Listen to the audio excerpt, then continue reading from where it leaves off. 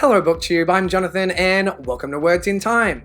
Now I am excited for today's video. It's been a couple of days since I've made one as I've been a little bit under the weather. My voice isn't fully back, but these 5 books will fully blow your mind. And the reason why I wanted to talk about these is because I think many genres of books can offer you great characters, great stories, but something that I think is a little bit special about sci-fi is the concepts.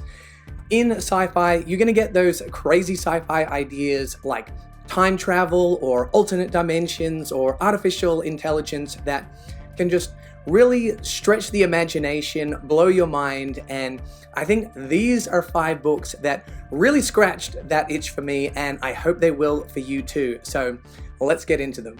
Up first, we have House of Suns by Alastair Reynolds.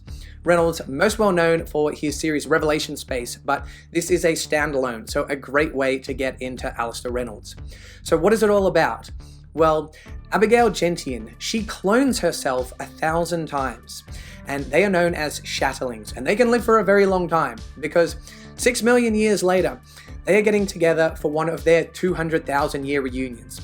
They travel across the galaxy, across the universe, and then they get back together to share what they have learned. Now, this is a very powerful line. They are known as the Gentian line, but all of a sudden they are attacked.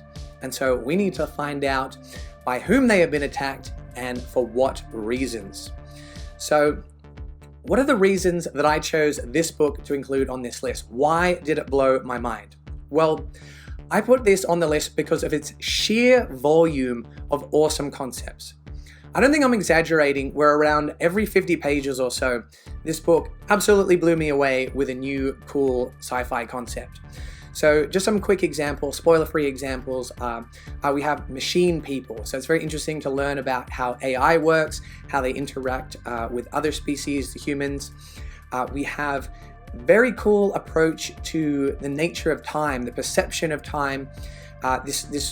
The scope of this book is massive. It takes place over a very long period of time, and something that I thought was really cool was we have a chase scene with spaceships. There are spaceships that are nearing the speed of light, and it takes place over thousands of years, and yet I felt like I was on the edge of my seat the whole time. To convey that sense of speed over what is an incredibly long amount of time, I thought was just masterfully done by Alastair Reynolds. If you want an idea of how much of an impact this book had on me, I remember reading it and telling my wife that I was near the end, and she asked, "Is it a good book?" And my response was, "It might be the best book." And the reason why I was enjoying it so much was because I think it takes some things that are familiar within the subgenre of space opera and really just extends them, expands them. The level of imagination that Alastair Reynolds provides in this book with hard sci-fi concepts that are not just interesting from a scientific point of view, but really connect to the story, which creates great momentum and pacing, and the characters, which creates a real emotional investment in that story, which is rooted in these scientific concepts. Really blends all of my favorite things about the genre of sci-fi together. I can't recommend this highly enough. If you haven't read it, pause the video, go to your favorite bookstore, buy House of Suns right now. Up next, we have Spin by Robert Charles Wilson. So what is the premise for Spin? Well, this book asks the question, what if one day all the stars disappeared? So we follow 3 characters. We follow twins, Jason and Diane, and their best friend Tyler. And we get to know them as kind of young teenagers and then later as they are adults. And we get to see how this question, this mystery of why the stars disappears, affects them and society as a whole from a couple of interesting different perspectives, both what is the scientific reason, explanation, mystery going on behind this, and what does this mean for us as humans? How does this affect our belief systems, our religion, our spirituality, and things like that? So I thought this would be a good book to contrast with House of Suns because rather than impressing me with the volume of sci-fi concepts in the one book, I was impressed how one single idea could really capture my imagination. I really wanted to learn what was going on, and it was so interesting to see how that central idea could affect so many different things, so many aspects of an individual's life, their relationships, humans as a society, how we go about things on a day-to-day basis, versus much larger existential questions such as our place within the universe. I've described this as sense of wonder sci-fi. I highly recommend it if you want to go on this journey, if you want to discover why the stars disappeared, get to learn more about these three characters. I highly recommend you pick up Spin by Robert Charles Wilson. So after a couple of modern entries, we're going to throw it back with some classic sci-fi from Philip K. Dick, and that is Ubik. So what is the premise for Ubik? Well, in a world where corporations use psychics and anti-psychics in acts of corporate espionage against each other, a security team is sabotaged, and a member of the team is rushed and put into a state of half-life in order to preserve their consciousness after the attack. And the surviving members of the team start to experience strange shifts in the nature of reality. And so we have to figure out what is that exactly going on, who is behind it, and what should they do next. So the reason this book blew my mind is that I absolutely love the way that Philip K. Dick was able to create this kind of weird and trippy world where you're never exactly sure what exactly was real or not real. And in the first half of the book, I was intrigued but not hooked. But around halfway, this book takes a bit of a turn and I didn't want to put it down. I smashed out the rest of it in one sitting because I was absolutely captivated. And similarly to Spin, I liked how this book kind of had a scientific intrigue, but it also connected to larger existential questions, spiritual questions. You know, when things change, when you're not sure about what is real or your understanding of what you thought was supposed to be real, when all of that gets shattered, how does that affect one's identity? How does that affect your connection to whatever you think of God? Whether there is one or isn't one, how do things like that change once reality itself starts to change? And I think it's a wonderful mystery. I think it escalates beautifully, and I was absolutely blown away by the ending of this book. I mulled over it for days. I had to do research on other people's theories.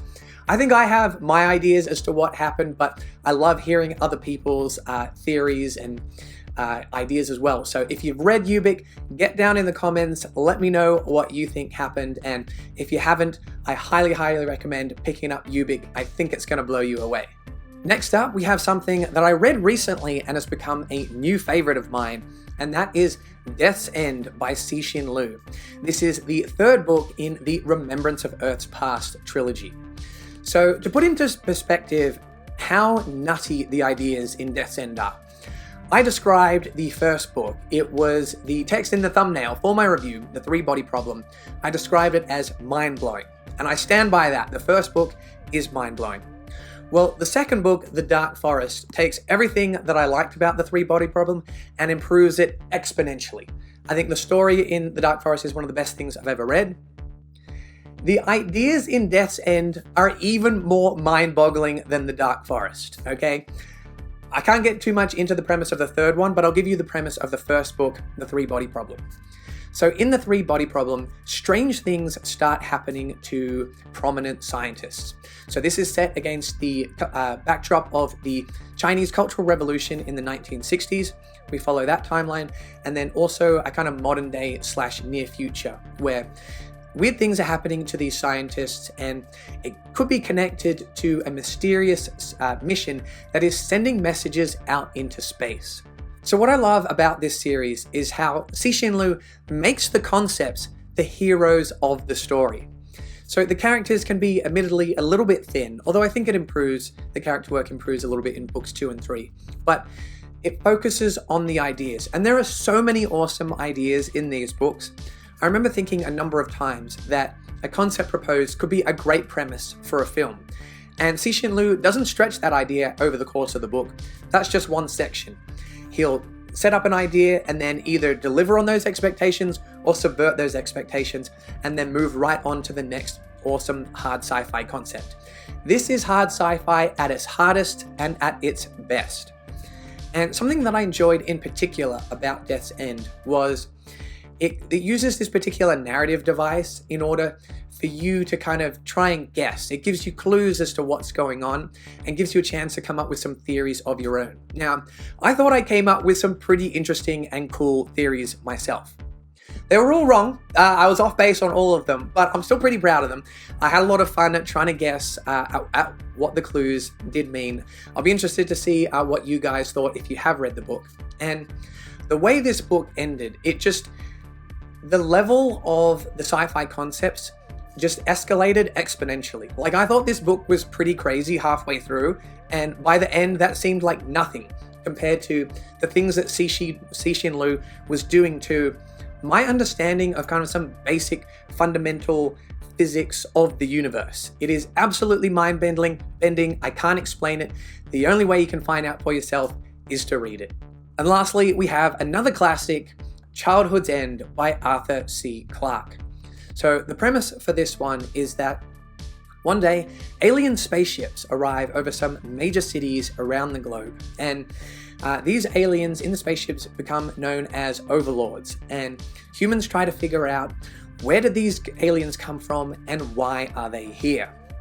So this book really blew me away because it takes some familiar sci-fi alien tropes, although to be honest, I think it actually created some of those tropes, but then really expands on them. It takes what seems like a simple story and escalates it throughout the book. The book it's only 200 pages, but not a word is wasted. It's split into 3 parts, part 1, 2, and 3, and I enjoyed all of them, but part 2 is better than part 1, and part 3 is better than part 2. And some of the concepts that I really connected to were how it takes things that seem personal and then expands the scope of the ideas to have absolutely massive implications. It really tackles some existential questions, and I don't think I'm exaggerating when I say I think about this book probably almost once a week. Ever since I've read this book, I've not been able to stop thinking about it and how the ideas in this book affect not just kind of my perception of the future of society, but our place within the universe. It's kind of scary but comforting at the same time. It's hard to describe, but I absolutely love it. It's one of my all-time favorite sci-fi novels from one of my favorite writers in Arthur C. Clarke. Check it out, Childhood's End. So those are 5 sci-fi books that blew my mind. Get down in the comments and let me know your thoughts on any of these, as well as some of your favorite sci-fi books that you found to be mind-blowing. I always love getting recommendations from you guys. I'm always ready to have my brain scrambled by some more crazy sci-fi. I hope you enjoyed the video, guys. If you did, make sure to like and subscribe, and you can find more sci-fi content over here.